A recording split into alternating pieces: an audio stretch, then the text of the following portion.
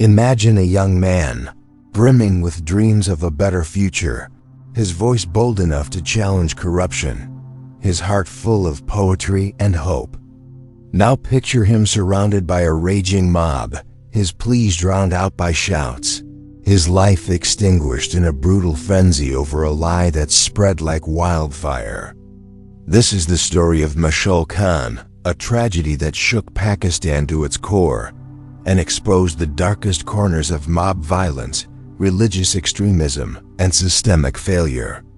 What turns a community into a murderous mob? How can a false accusation destroy a life so swiftly? And what must we do to ensure no one else suffers Mashal's fate? On April 13, 2017, Mashal Khan, a 23-year-old journalism student at Abdul Wali Khan University at WKU in Mardan, Khyber Pakhtunkhwa, was lynched by a mob of hundreds, falsely accused of posting blasphemous content online. The incident wasn't just a murder. It was a national wake-up call, exposing the lethal misuse of Pakistan's blasphemy laws, the dangers of mob justice, and the complicity of institutions meant to protect. It sparked widespread protests, heated debates about legal reform, and a reckoning with the growing influence of religious extremism. Mashal's death became a symbol of a society at a crossroads, grappling with intolerance, fear, and the urgent need for accountability. Mashal Khan was a bright, idealistic student from Zeta, a small town in Swabi, Khyber Pakhtunkhwa. Born into a modest family, he was the son of Muhammad Iqbal, a poetry enthusiast who instilled a love for education in his children. Mashal was a dreamer with a sharp intellect, studying 15 hours a day and aspiring to join Pakistan's civil services while pursuing a degree in journalism. He had briefly studied engineering in Russia on a scholarship, but returned due to financial difficulties.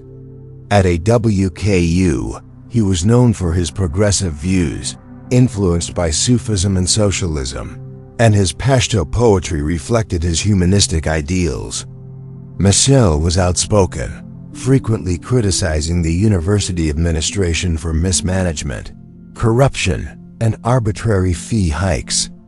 This activism made him a target, particularly among members of the Pakhtun Students' Federation, PSF, the student wing of the Awami National Party, ANP, and certain university staff. The suspects in his murder were a mix of students and employees, including Imran Ali, a fellow student who confessed to shooting Mashal, and Bilal Baksh, a computer operator accused of inciting the mob. Other key figures included Faisali Razik, Mujibullah, Ishfaq Khan, and Mudassir Bashir, all convicted later, alongside dozens of students swept up in the mob's frenzy. Some acted out of personal grudges, others out of political rivalry, and many were driven by blind religious zeal, believing the false blasphemy rumors. The crime scene was a nightmare unfolding on the AWKU campus, a place meant for learning but transformed into a stage for unimaginable brutality. On April 12, 2017, Mashal engaged in a heated debate about religion with fellow students, which some later twisted into accusations of blasphemy. By the next day, rumors spread like wildfire, falsely claiming Mashal had posted blasphemous content. Online, a mob of hundreds, mostly students but also some university staff, gathered, fueled by slogans and misinformation. They stormed Mashal's hostel room in broad daylight, breaking down doors and dragging him out as he begged for mercy. The mob attacked with sticks, stones, clay pots, iron rods, and anything they could find, beating him mercilessly. They stripped him of his clothes, humiliated him, and Imran Ali shot him, though the mob's assault alone was enough to kill. Even after his death, The crowd continued to mutilate his body, chanting Allahu Akbar and other religious slogans. Videos captured by bystanders showed the mob's unrelenting rage, with some students climbing walls to join the attack. University security guards stood by, failing to intervene, and some staff, including Bilal Baksh, actively participated, shouting slogans to incite the crowd. Local police arrived too late, and the university administration's inaction allowed the violence to escalate unchecked. The videos, which spread rapidly on social media, horrified the nation, showing a young man's life extinguished in minutes amidst a crowd that showed no remorse. The investigation was launched under intense public pressure, with the Supreme Court of Pakistan constituting a 13-member joint investigation team, JIT, led by senior police officials, including the Inspector General of Khyber Pakhtunkhwa. The JIT's report, released in June 2017, was unequivocal. There was no evidence of blasphemy in Mashal's actions, social media posts, or devices. Forensic analysis of his phone and computer found no blasphemous content, debunking the accusations entirely. The investigation relied on multiple pieces of evidence, video footage from mobile phones, which clearly showed the mob's actions, and identified key perpetrators. Witness testimonies from students and faculty, including a journalism professor, Ziala Hamdarad, who testified to Mashal's innocence, and confessions from suspects like Imran Ali, who admitted to shooting Mashal. The JIT arrested 58 individuals, including 50 students and 8 university employees, such as Bilal Baksh. The investigation uncovered a WhatsApp group chat among students and staff, discussing plans to teach Mashal a lesson for his criticism of the university. It also revealed that the university issued a notification to investigate Mashal for blasphemy after his death, suggesting an attempt to justify the lynching retroactively. Police faced significant challenges, including threats from religious hardliners, with one senior officer anonymously admitting he feared for his life if he pursued the case too aggressively. The evidence pointed to a premeditated murder, orchestrated to silence Mashal's activism under the guise of religious offense. The twist in this case was both shocking and heartbreaking. The blasphemy accusations were a complete fabrication, a deliberate ploy to eliminate Mashal. The JIT concluded that the murder was premeditated, driven by personal and political vendettas rather than religious outrage.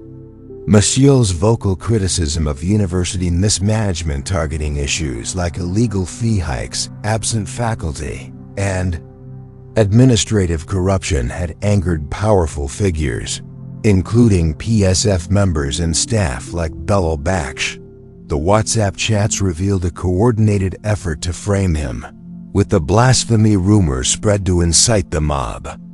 This revelation shifted the narrative from a spontaneous religious outburst to a calculated act of vengeance, exposing the chilling ease with which Pakistan's blasphemy laws can be weaponized. It also highlighted the role of student politics, as PSF members affiliated with the ANP were implicated, alongside rumors of involvement by a Pakistan Tehreek-e-Insaf (PTI) counselor, Arif Khan, who initially absconded. The twist deepened public outrage, as it became clear Mashal was targeted not for his beliefs but for his courage to speak out. The trial was held in an anti-terrorism court, ATC, in Abbottabad, relocated to Haripur Central Jail for security after Mashal's father, Muhammad Iqbal, expressed fears of intimidation in Mardan.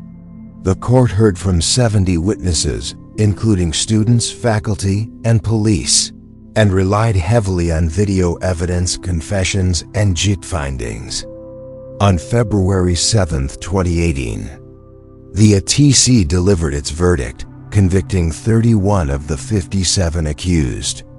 Imran Ali, who confessed to shooting Mashal, was sentenced to death under Section 302B of the Pakistan Penal Code and Section 7(1) of the Anti-Terrorism Act, with a fine of 140,000 rupees.